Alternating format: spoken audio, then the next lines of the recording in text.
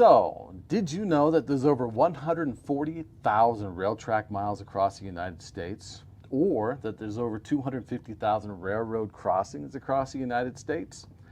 Now, this is according to the FRA, or the Federal Railroad Administration. Now, according to the Federal Motor Carrier Safety Administration, there are over 500 collisions each and every year involving a train and a semi-tractor trailer, or an 18-wheeler or a truck.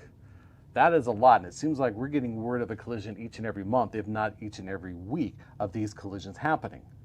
And when these collisions happen, everyone loses. Think about it. When the train or locomotive winds up hitting the cargo container or even the truck itself, the cargo is going to get damaged, the trailer is going to get damaged, the driver could suffer major injuries or even could be a fatality. The locomotive engineer, the locomotive conductor, they could be hurt. You're going to have train damage. If it's a passenger train, because of braking so hard, you could have passengers who are hurt. Or you could tie up EMS, as in, let's say that is a popular crossing and the EMS needs to get across, or first responders, they won't be able to get across, delaying the response time. Or you have the public. We all know that the public likes to get from point A to point B without a detour. Tying up a railroad crossing will mean that they'll need to take a detour and annoy the public.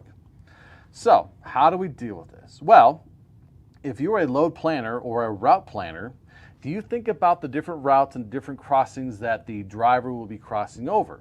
For instance, let's say it's a low boy trailer, which there's very limited clearance. Are you going to try to avoid any high centering due to a low grade crossing? So planning the route correctly will help avoid these situations. Now, this next part, it depends if it's a company policy or not. Is the company policy for the company you work for require that you as a driver contact the railroad if there's an issue? Or is it your dispatch that needs to contact the railroad?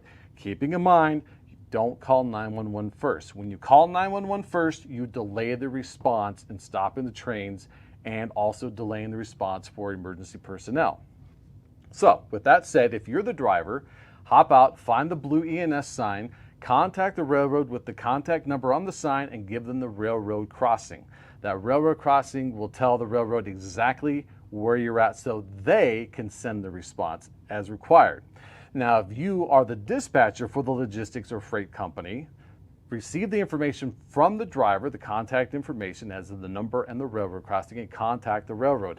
Allow the railroad to contact 911. They will be able to translate exactly where your driver is at by that railroad crossing. Because sometimes they could be out in the middle of nowhere trying to explain to 911 where you're at, results in a delayed response. And like I said, the railroad can stop the trains, 911 can't. We just want the trucking community to be safe and be very aware of railroad crossings across the country. We want you to keep on rolling 18-wheeler and be safe.